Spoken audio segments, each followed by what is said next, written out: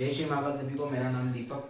तो आज का वीडियो मेरी नीट जर्नी के ऊपर होने वाला है। किस तरीके से स्टार्टिंग हुई थी और अब किस तरीके से एंडिंग हुई है अभी। तो सारी चीज़ें इस वीडियो में होने वाली है। मुझे एमबीबीएस मिला या नहीं मिला, और मिला भी तो गवर्नमेंट मिला या प्राइवेट मिला, तो ये सारी चीज़ें वीडियो में धीरे धीरे सारी चीज़ें एकदम डिटेल में एक्सप्लेन करूँगा, ठीक है। तो वीडियो में बने रहिएगा। तो सबसे पहले स्टार्टिंग होती है, सबकी स्टार्टिंग जैसे ही होती है, 10th 11th से ही स्टार्टिंग हुआ था मेरा भी कि नीट में जाना है, ठीक है।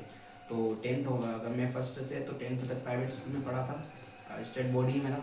और 10th के बाद 11th 12th में एक्सीलेंस स्कूल से पढ़ा था, उत्कृष्ट स्कूल होता है जो। तो 11th 12th मैंने गवर्नमेंट स्कूल से करी, ठीक है। तो ऐसा हुआ क्या था कि 11th 10th के बाद मैंने सोचा था नीट का करेंगे, लेकिन 11th में आने के बाद गवर्नमेंट स्कूल था एक तो, और उस टाइम कोरोना था, तो वहाँ पर कोरोना चल रहा था उस टाइम के लिए। तो कोरोना में आपको पता ही क्या क्या सिचुएशन में सबके साथ यही इशू हुआ था कोरोना का। तो उस टाइम 11th में जब था मैं, तो वहाँ पर 3 दिन क्लासें लगती थी, 3 दिन छुट्टी देती थी, तो इतना कंसिस्टेंसी से नहीं हो पाया। तो उस टाइम मैंने कुछ प्रिपरेशन नहीं करी और इतना ज़्यादा डीपली भी नहीं लिया कि आगे दिक्कत आएगी।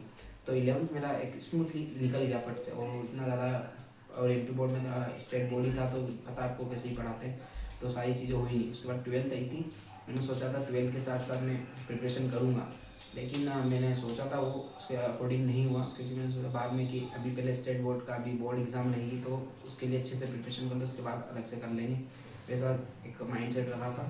तो 12th के साथ मैंने प्रिपरेशन नहीं करी, बस मैंने बोर्ड का ही पढ़ा। और बोर्ड होने के बाद से नीट जर्नी स्टार्ट हुई थी। बोर्ड के बाद मैंने 2023 में मेरा 12th का बोर्ड हुआ था, और उसके बाद मैंने फर्स्ट अटैम्प्ट दिया था। अब first attempt as a mock test ही दिया था, तो सब बहुत से बच्चों का मॉक टेस्ट जैसे ही होता है फर्स्ट अटैम्प्ट, मेरा भी उसी तरीके से हुआ था, ठीक है। तो इतना ज़्यादा प्रिपरेशन नहीं था, मेरा बायो अच्छा था, मुझे लगा कि अच्छे नंबर आ जाएंगे, लेकिन आपको पता है नीट कॉम्पिटेटिव एग्ज़ाम है, तो उसका सिलेबस भी सेम होता है, लेकिन उसका पढ़ाया अलग होता है और स्टेट बोर्ड का अलग होता है। तो इतना ज़्यादा स्कोर अच्छा नहीं हुआ, और मुझे 2023 पहले टाइम में मेरे को 60 नंबर आते, 60 नंबर आते, ठीक है। उसके बाद मैंने सोचा कि अब प्रिपरेशन करनी है तो 1 साल तो देना पड़ेगा। सब ने कॉलेज ज्वाइन कर लिए थे मेरे साथ वाले ने, लेकिन मैं कि अब मेन जर्नी तो यहाँ से चालू हुई थी कि मैंने 1 साल ड्रॉप दिया 2024 के लिए, और मैंने ऑफलाइन कोचिंग में ज्वाइन किया आकाश में, ठीक है। आकाश कोचिंग ज्वाइन की मैंने उस टाइम, और स्टार्टिंग से ज्वाइन कर ली थी जब स्टार्ट हुआ था सिलेबस, और कंटिन्यू करता रहा, जैसे जैसे सिलेबस चलता रहा था वैसे ही मेरी भी प्रिपरेशन अच्छे से चल रही थी। स्टार्टिंग में 1-2 महीने तो मैंने जो भी कोचिंग में जैसे चल रहा था उसी के हिसाब से करता रहा, लेकिन मेरा फिजिक्स वीक था, तो मैंने फिजिक्स में ज़्यादा वर्क करा। फिजिक्स में के बैकलॉग होने लग गया था, क्योंकि मेरा पहला चैप्टर चल रहा था, वो मेरे को समझ नहीं आया, और सेकेंड चालू हो गया जब पहला कंप्लीट हुआ। ऐसे करते करते मेरा बैकलॉग हो गया फिजिक्स में, और बायो तो चल रहा था सही, और केमिस्ट्री भी चल रहा था सही। और फिर मैंने सोचा फिजिक्स मेरा वीक है, तो मैं इस पर ज़्यादा वर्क करता हूँ, तो मैंने उस साल फिर फिजिक्स पे ज़्यादा ही वर्क किया। और लास्ट तक मतलब आते आते मेरा इतना सिलेबस, कोचिंग का अलग सिलेबस चल रहा, मेरा बैकलॉग अलग चल रहा, और आते आते मेरा दिसंबर आ चुका था, और दिसंबर तक मेरा कोई सिलेबस कंप्लीट भी नहीं होता, ढंग से चैप्टर ही नहीं हो पाए थे, 3-3 4-4 चैप्टर ही हुए थे तीनों चारों सब्जेक्ट में। फिजिक्स वगैरह बायो केमिस्ट्री में सब में से ही सेम सेम ही चल रहा था, और मेरा एकदम मतलब कि अच्छे से प्रिपरेशन ही, आधा सेशन होने के बावजूद भी मेरा अच्छे से सिलेबस नहीं हो पाया था। तो उस टाइम भी फिर मैंने सोचा कि अब फिजिक्स में ऐसे नहीं होने वाला, फिजिक्स अपने बस की बात नहीं है, तो उस टाइम मैंने फिर फिजिक्स को बिल्कुल साइड में रख दिया। मैंने फिजिक्स नहीं पढ़ा उस टाइम से, दिसंबर तक पढ़ा था, उसके बाद से बंद कर दिया। उसके बाद मैंने बायो और केमिस्ट्री पे ज़्यादा ध्यान दिया फिर, और वैसे भी कोचिंग में तो हो चुका था आधा से उस टाइम, जितना भी दिसंबर तक सिलेबस होना चाहिए था उतना हो चुका था, मेरा वो नहीं हुआ था, तो मैं कोचिंग के साथ साथ भी नहीं चल सकता था। तो फिर मैंने उस दिसंबर से फिर मैंने यूट्यूब से स्टार्ट किया था, तो वही लास्ट के 3-4 महीने बच रहे थे, उसमें फिर मैंने बायो और केमिस्ट्री ही कवर किया था। और कोचिंग में फिर टेस्ट होते थे उस टाइम जाता था मैं, और फिजिक्स के तो लेक्चर में बिल्कुल नहीं जाता था, बायो वगैरह के में जाता था। और फिर लास्ट तक मैं फिर कोचिंग में बस टेस्ट देने जाता था, टेस्ट जो होते हैं उसके लिए ही जाता था बस। और सारी जो भी चीज़ें मैंने करी थी उस टाइम फिर यूट्यूब से ही करी थी, और कंप्लीट ऐसे जैसे तैसे अपना सिलेबस कंप्लीट करा था मैंने, और टेस्ट चालू किया था, मतलब कि स्कोर अच्छा ही हो रहा था उस टाइम भी। और फिर 2024 का अटैम्प्ट दिया, तो आपको पता ही 2024 में स्कैम हो चुका था, तो उसके स्कैम से मेरे नंबर पे तो कोई फ़र्क नहीं पड़ा, क्योंकि जो नंबर आने थे वही आए हैं। और मेरे उस टाइम आए थे 352 नंबर आए थे, लेकिन जो कंट्रोवर्सी में 2-3 क्वेश्चन थे उनकी वजह से फिर मेरे नंबर कम हो गए थे, 346 नंबर आए थे मेरे को 2024 के अटैम्प्ट में, ठीक है।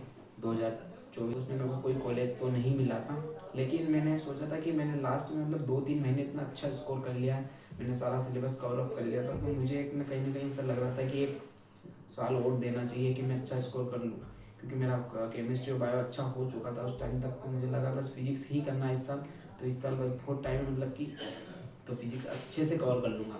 इसी का 2025 के लिए मैं फिर ऑनलाइन पे शिफ्ट हुआ और मैंने कहीं भी ऑफलाइन कोचिंग नहीं ज्वाइन करी। मैंने यकीन 2.0 करा था PW से। 2025 के लिए ये प्रिपरेशन चालू करी मैंने। एग्ज़ाम होने के थोड़े 1 महीना गैप दिया था मैंने, उसके बाद से ही प्रिपरेशन चालू कर दी थी फिर से 2025 के लिए। और इसमें मैंने सोच लिया था कि इस बार अपना 100% देना है, ठीक है। अपना मतलब फिजिक्स मेरा वीक था उस टाइम, फिजिक्स नहीं करा था, तो इस साल सोचा था फिजिक्स ही पहले उठाऊंगा, फिजिक्स करूँगा अच्छे से। और बायो केमिस्ट्री मेरा लगभग अच्छे से था, तो बस मैंने मतलब कि डिटेल लेक्चर नहीं लिए थे मैंने यकीन 2.0 से मैंने बायो की, क्योंकि मैंने बायो कंप्लीट कर चुका था। तो फिर मैंने उस टाइम अपने वन शॉट वगैरह से करा था, डिटेल वन शॉट से ये चीज़ें करी थी मैंने। तो 2025 की फिर इस तरीके से प्रिपरेशन चली, और फिजिक्स भी मैंने अच्छे से मतलब 100% मैंने 2025 में अपनी प्रिपरेशन करी थी। फाइनली वो दिन आ चुका था नीट 2025 का। तो मैं उस दिन बहुत कॉन्फिडेंट था, मैं एग्ज़ाम देने के लिए मेरी प्रिपरेशन अच्छे से थी। और फिर एग्ज़ाम देने गया मैं, अपने एग्ज़ाम हॉल पर पहुंचा, मतलब एकदम कॉन्फिडेंट था, मेरे को अच्छे से प्रिपरेशन थी मेरी एग्ज़ाम में। और जब फिर पेपर हाथ में आया और जब पेपर खोला, मैं स्टार्टिंग बायो से करता था, तो मैंने स्टार्टिंग बायो से ही करी। और बायो खोला तो स्टार्टिंग में अच्छे क्वेश्चन थे, मतलब कि पेपर भी अच्छे लेवल का था और क्वेश्चन भी अच्छे थे। स्टार्टिंग में तो सिंपल ही लग रहे थे, मैंने थोड़े बहुत क्वेश्चन करे। फिर बायो करते करते मेरे को मतलब कि 1-1.5 घंटा लग गया मेरा बायो में ही। फिर भी मेरा मतलब बायो के बहुत सारे क्वेश्चन मैंने स्किप कर दिए थे, मतलब बहुत लेंदी पेपर था बायो का भी, तो मेरे को टाइम बहुत लग गया उसमें। और फिर भी मेरे क्वेश्चन सारे नहीं हुए थे बायो के। उसके बाद मैंने सोचा कि अभी ये इसमें 1.5 घंटा हो चुका है, तो फिर मैं एकदम पैनिक हो गया था कि मुझे अब दूसरा सब्जेक्ट भी करना। तो फिर मैंने डायरेक्ट फिर केमिस्ट्री पे शिफ्ट करा। फिर केमिस्ट्री के क्वेश्चन करने लगा था मैं। क्वेश्चन उसके भी स्टार्टिंग के सिंपल थे, फिर धीरे धीरे लेंदी होने लगे, तो उसमें कैलकुलेशन भी बहुत ऐसी लगी कि मेरा बिल्कुल एक्यूरेट पॉइंट, मतलब कि ऑप्शन थे उनके चक्कर में बहुत ज़्यादा टाइम भी लगने लगा था। और फिर मतलब केमिस्ट्री में भी अटेम्प्ट करने में को 1 घंटा लग गया है। मेरे बायो में वैसे 45 या 1 घंटा लगता था, लेकिन 1.5 घंटा उसमें हो चुका था और 1 घंटा फिर मेरे को उसमें लग गया था। तो फिर उसके बाद मेरे पास आधा घंटा ही बच रहा था और मुझे OMR फिलिंग भी करना था उसमें। तो फिर मैंने जल्दी फिजिक्स के मेरे मतलब क्वेश्चन बन गए थे, अच्छे क्वेश्चन बन रहे थे फिजिक्स में भी मेरे, मतलब फिजिक्स भी मैंने इस साल अच्छे से करा था, तो फिजिक्स के भी मेरे क्वेश्चन बन रहे थे। लेकिन मुझे OMR फिलिंग भी करना था, तो मैंने उसको भी छोड़ा। उसके बाद मैं OMR फिलिंग करने लग गया था बिल्कुल, मतलब उस स्पीड में करा था उसको भी उस टाइम।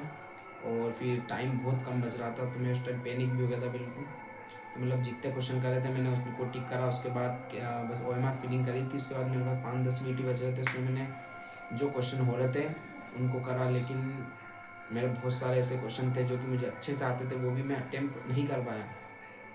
और फिर उसके मतलब उसके बाद टाइम लिमिट ख़त्म हो गया था, वहाँ पर सर ने स्टॉप राइटिंग बोल दिया था उस टाइम। और मेरे बहुत सारे क्वेश्चन ऐसे थे कि जो मुझे आते थे वो भी छूट गए थे।